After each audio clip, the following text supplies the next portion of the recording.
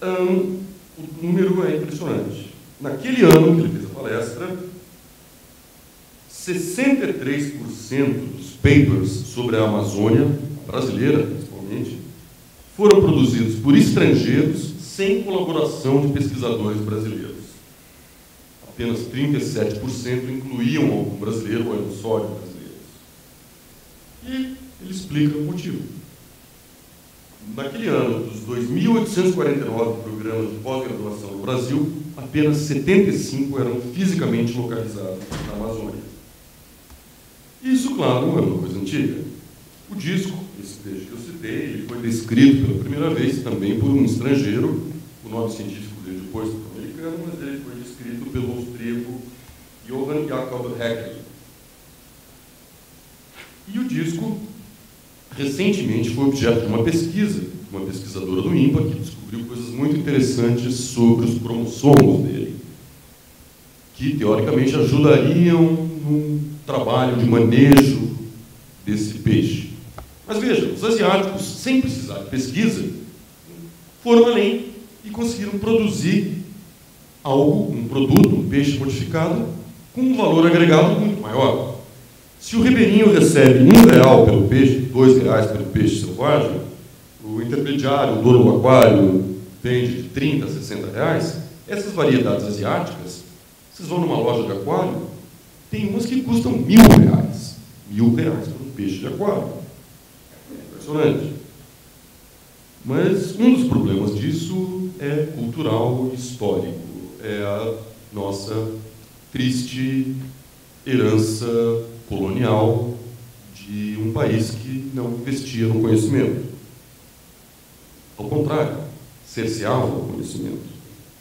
Portugal, por seus motivos, não queria que estrangeiros visitassem o Brasil, não queria que passassem informações estratégicas sobre o Brasil e, devemos admitir, tentou obter informações sobre o Brasil. O caso clássico foi o trabalho do baiano Alexandre Rodrigues Ferreira, que passou cerca de 9 anos percorrendo a região amazônica, as então capitanias de Rio Negro, Grão-Pará, Mato Grosso e Cuiabá.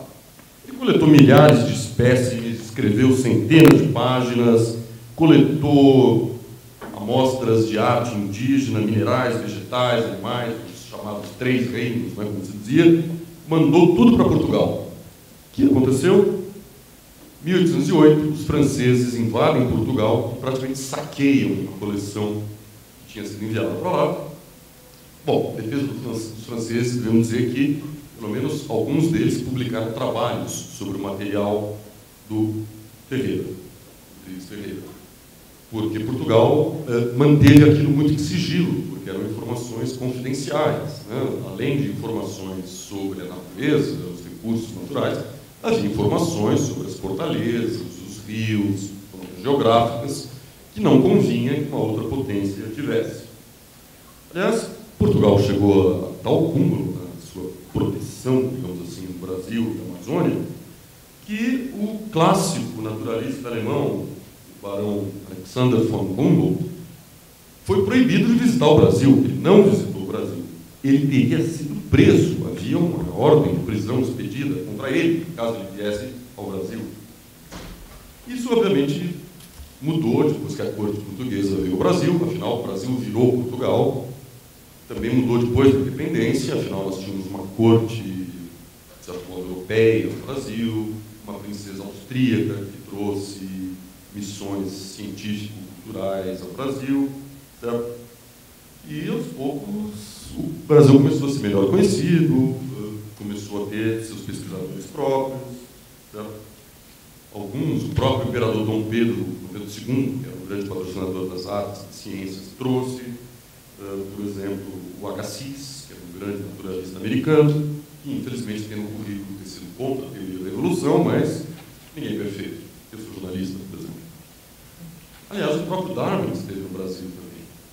Tem comentários muito interessantes sobre a visita dele ao Brasil. Ele esteve no carnaval na Bahia, pobre. Darwin, eu não estaria no carnaval na Bahia. Ele reclamou que ele recebia baciadas de água do populacho indócil. Eu preferia estar fora disso. Ele gostou muito da Mata Atlântica. Isso devemos dizer que ele adorou. Líder detestou a escravidão, claro, que é uma chaga na história do Brasil e que muito afetou o nosso desenvolvimento, sem a menor dúvida. E o Brasil foi, aos poucos, criando ciência, criando conhecimento, embora isso tivesse pouca relação com a atividade econômica do país. A própria ciência era mal vista por muita gente. Basta vocês lembrarem, por exemplo, de teses higienistas que haviam no final do século XIX, as campanhas de erradicação de insetos, a vacinação contra a varíola, que teve uma revolta contra ela. Parece um absurdo, né? Alguém se revoltar contra uma vacina que faz efeito, mas a maneira como foi conduzido o processo mostra que ainda não havia uma relação natural entre conhecimento científico e vida social. Certo? Ok, cheguemos ao Brasil mais recente, senão vocês vão dormir, afinal, logo depois do almoço. Como eu acompanho ciência há bastante tempo, várias pessoas eu conheço de palestras anteriores, congressos anteriores, mais. E vou citar um personagem que é o professor Luciano Coutinho, economista, que hoje está no BNDES, economista da Unicamp, e organizou a primeira Conferência Nacional de Ciência e Tecnologia quando ele era secretário do Ministério de Ciência e Tecnologia na década de 80. Frase literal que eu ouvi dele alguns anos atrás. 20 anos atrás, o diagnóstico era precisamente o mesmo. Diagnóstico. O Brasil tem ciência, mas não tem tecnologia, não tem uma inovação na indústria. Não há uma sinergia entre a comunidade acadêmica e os empresários. As empresas brasileiras pouco investiam e continuam pouco investindo em tecnologia. Ministro de Ciência e Tecnologia, Sérgio Rezende. Conseguir uma mudança na cultura no setor empresarial é um desafio. Eu diria até mais, no setor empresarial e no setor acadêmico. Há muito preconceito no setor acadêmico contra empresas. Muita gente gosta de viver na Torre de Marfim, recebendo seu salário todo mês, não dando justificativas para a sociedade do tipo de pesquisa que fazem, e fazendo pesquisas que, ok, não necessariamente vão ter um efeito na economia, não necessariamente precisam ter esse efeito na economia, isso é importante ressaltar. Eu sou a favor de que o pesquisador ele tenha toda a liberdade para pesquisar o que ele quer pesquisar, mas, ao mesmo tempo, ele tem que dar uma justificativa para a sociedade sobre o que ele está pesquisando, porque se ele está usando recursos da sociedade, dos impostos que eu, você, ele, pagamos, ele diz, não, eu estou usando esses recursos para um princípio, um objetivo útil. Nem que seja a mera criação de conhecimento. Eu sou um grande fã do conhecimento inútil, ou como dizia o Bertrand Russell, na versão inglesa, useless knowledge. Eu acho que o conhecimento é uma coisa fundamental, que é o que as pessoas deveriam buscar.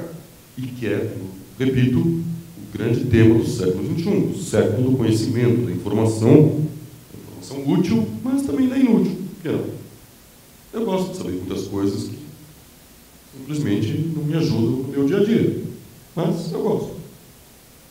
Isso faz parte da vida de uma pessoa.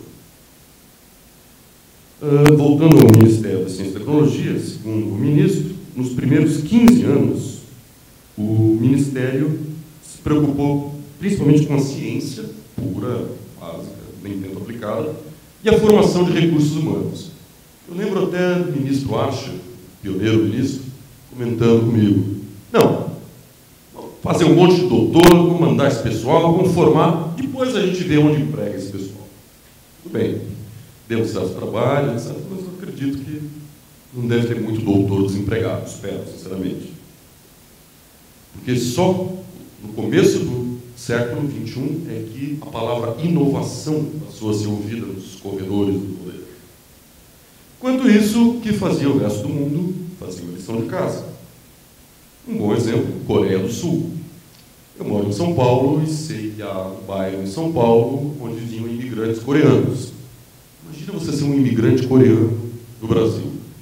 Você chega num país com uma língua totalmente diferente, uma cultura diferente, provocar os meus amigos coreanos. Um país onde comer cachorro da cadeia. O coreano gosta de comer cachorro, sabe lá por quê? Então,